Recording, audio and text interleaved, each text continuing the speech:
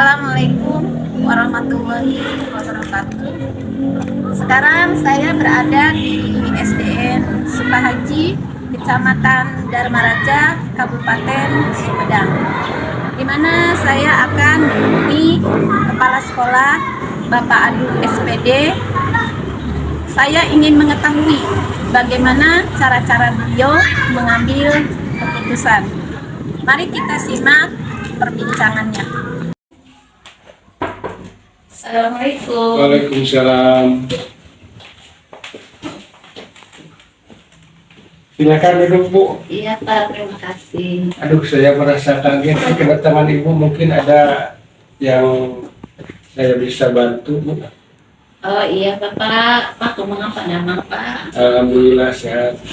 Pak, maaf saya mengganggu waktunya. Saya menemui Bapak sebagai kepala sekolah di SDN Sukahaji, di mana saya ingin mengetahui bagaimana cara Bapak mengambil keputusan dalam menghadapi kasus dilema etika maupun dilema moral, Pak. Sekarang yang ingin saya ketahui Pak, bagaimana cara Bapak mengidentifikasi kasus-kasus dilema etika dan dilema moral? Karena pertanyaannya dari Ibu masalah kasus, kebetulan di SD Sukahaji ini pada tahun ini ada kasus, yaitu ada salah seorang warga di lingkungan SD Sukahaji yang tidak mau untuk semuanya pagar ditutup. Jadi dia itu ingin ada pintu masuk ke arena sekolah. Bahkan dia mengancam apabila tidak dikasih pintu akan diobrak-abrik katanya. Nah, kasus seperti itu saya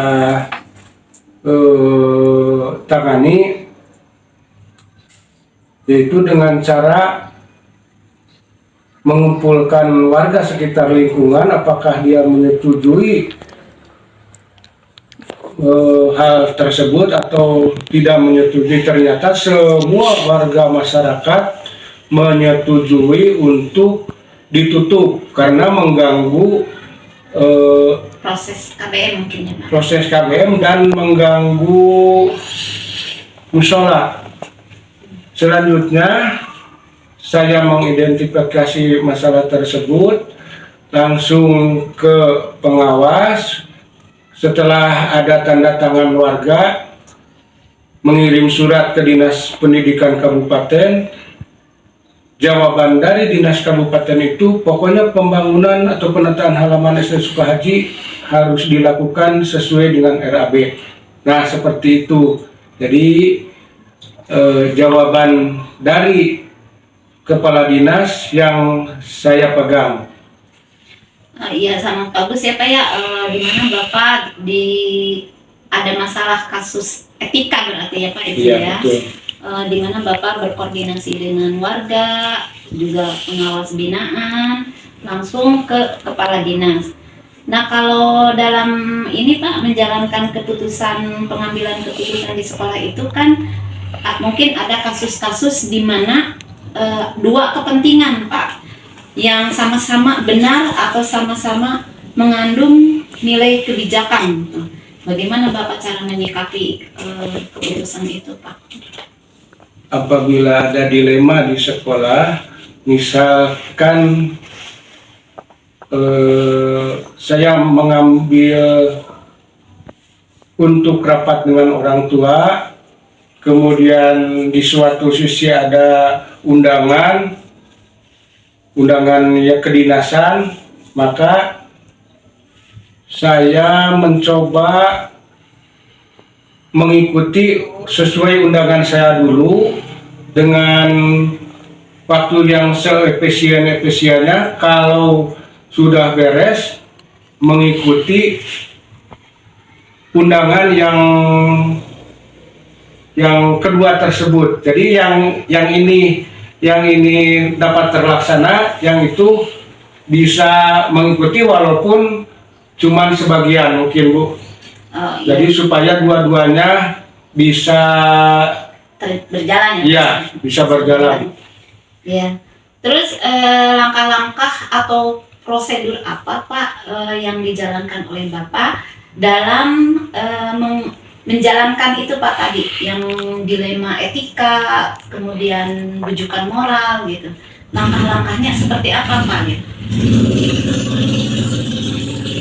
Mengenai langkah-langkah, saya dengan rekan-rekan guru selalu bermusyawarah, bagaimanapun itu harus berdasarkan hasil musyawarah. Ya, tadi Bapak dalam menyelesaikan berarti suatu masalah itu dengan cara bermusyawarah ya Pak ya? Iya, betul. Tadi Bapak sudah membicarakan tentang langkah-langkah atau prosedur dalam pengambilan keputusan ya Pak ya. Sekarang yang saya ingin tanyakan, adakah Pak tantangan dalam pengambilan keputusan itu pada kasus-kasus dilema etika tadi Pak? Adapun tantangan yang saya hadapi di SDN Sukahaji ini, di antaranya masih ada beberapa orang guru yang datangnya tidak sesuai jam mengajar. Jadi selalu ada yang terlambat. Solusi saya salah satunya yaitu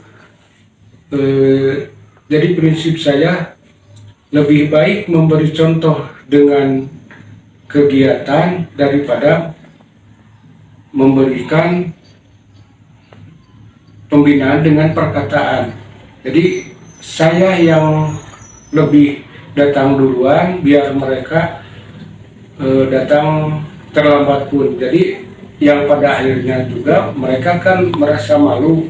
Iya. Akhirnya dia datang sesuai dengan harapan. Kemudian salah satu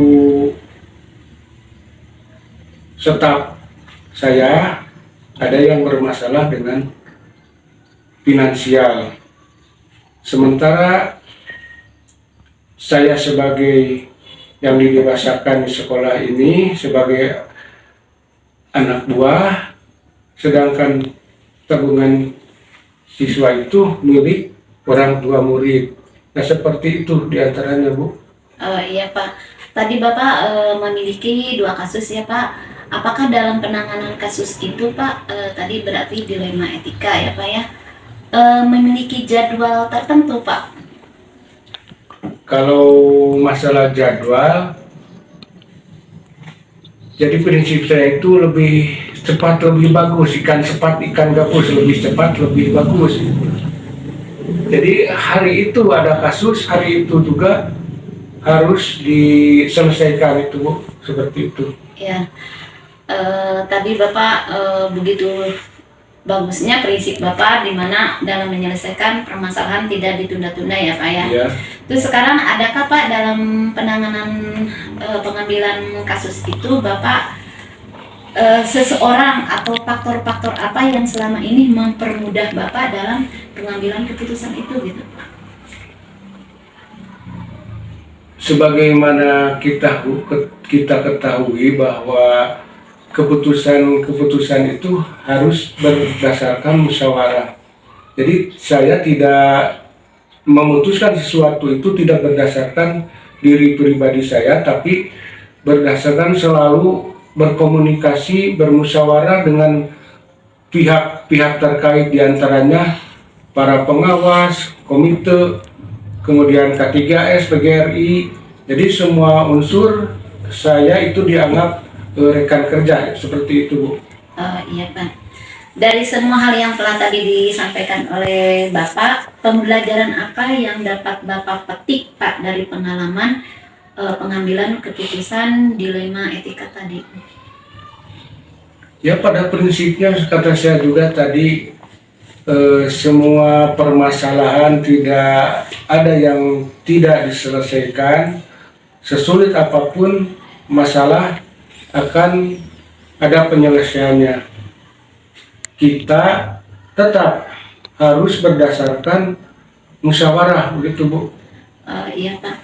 Pak, terima kasih atas waktunya yang dimana Bapak telah memaparkan cara pengambilan keputusan, dilema etika, juga bujukan moral yang sangat jelas. Mudah-mudahan dapat bermanfaat bagi saya juga untuk memotivasi saya untuk perbaikan ke depannya. Amin. Ya, Assalamualaikum warahmatullahi wabarakatuh. Waalaikumsalam. Ya, semoga karir Ibu ke depannya lebih sukses lagi Bu. Iya, amin ya Rabbal alamin.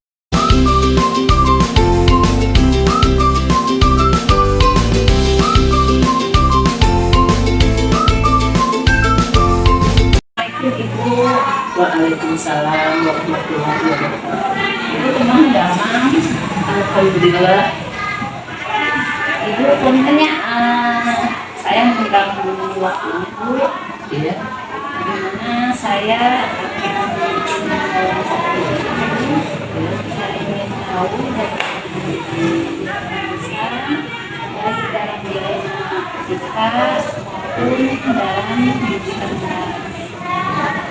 Sekarang saya ingin bertanya, bagaimana selama ini Ibu dapat mengambil atau mengidentifikasi kasus-kasus yang merupakan dilema etika atau bujukan moral? Kebetulan beberapa minggu belakang di sekolah ini ada kasus perkelahian antar siswa. Itu juga merupakan laporan dari seorang warga karena kejadian tersebut terjadinya di luar jam pelajaran. Walaupun terjadinya di luar jam pelajaran, otomatis dampaknya kembali ke sekolah tersebut, ya, sekolah yang saya pimpin. Untuk tindak lanjut, saya langkah yang pertama itu saya berkoordinasi dengan guru kelas karena itu menyangkut beberapa siswa yang berbeda kelas. Dan kemudian langkah berikutnya saya memanggil beberapa orang siswa yang terlibat dalam masalah tersebut. Dan kemudian siswa tersebut ditanya apa permasalahan yang terjadi pada saat itu, kronologisnya. Setelah jelas permasalahannya, saya mengarahkan, adakan pembinaan awal, memberikan saran kepada anak-anak yang terlibat kasus tersebut supaya jangan terulang kembali hal-hal yang tidak diinginkan, apalagi ini menyangkut nama baik sekolah. Kemudian untuk tindak lanjut, karena saya kemungkinan besar kalau seandainya ini penanaman karakter berlanjut akan lebih bagus untuk siswa di masa yang akan datang. Langkah saya tindak lanjutnya yaitu saya berkoordinasi dengan pengawas bina untuk meminta izin diadakannya pembinaan dalam penanaman moral kepada seluruh siswa yang ada di SD Karanganyar ini. Mudah-mudahan dengan adanya pembinaan kepada seluruh siswa, dan saya akan bekerja sama dengan pihak kepolisian karena besar kemungkinan kalau seandainya dihadirkan dari pihak kepolisian, siswa juga akan merasa ada binaannya khusus untuk penanaman moral atau akhlak untuk lebih baik. Itu mungkin yang saya dapat sampaikan. Ya, itu tadi Ibu sudah mengidentifikasi kasus-kasus yang merupakan dilema etika atau dudukan moral. Sekarang bagaimana Ibu menjalankan keputusan atau pengambilan keputusan di sekolah Ibu, terutama untuk kasus-kasus di mana ada dua kepentingan yang sama-sama benar atau sama-sama mengandung nilai kebajikan tadi. Dalam mengambil keputusan yang sama atau yang benar atau mengandung nilai kebajikan, langkah yang pertama, karena ini sama-sama nilainya bagi berjalannya pelaksanaan tersebut sama-sama nilainya baik. Di awal saya itu menghadiri atau mengisi acara yang diadakan di sekolah. Contohnya belum lama ini adanya kegiatan Diskot Mi'raj. Di situ saya mengisi dulu acara tersebut.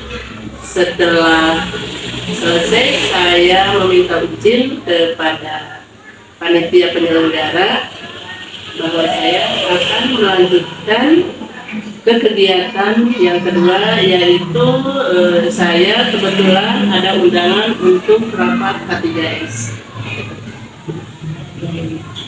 Terus langkah-langkah atau prosedur seperti apa yang bisa Ibu lakukan selama ini?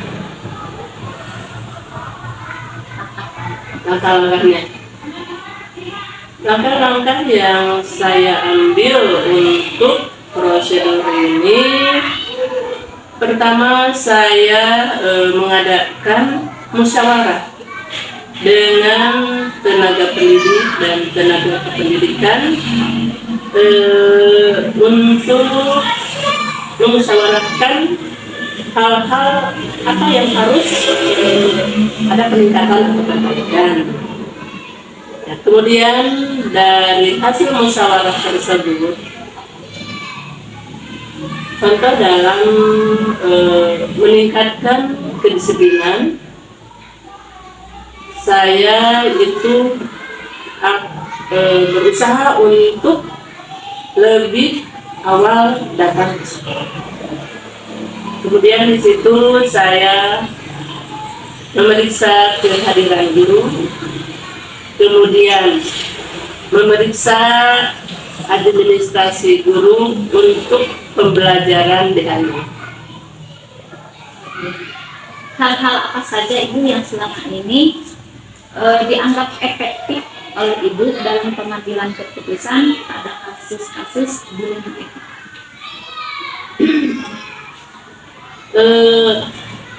Hal yang efektif yang saya ambil untuk dilema etika ini, saya akan lebih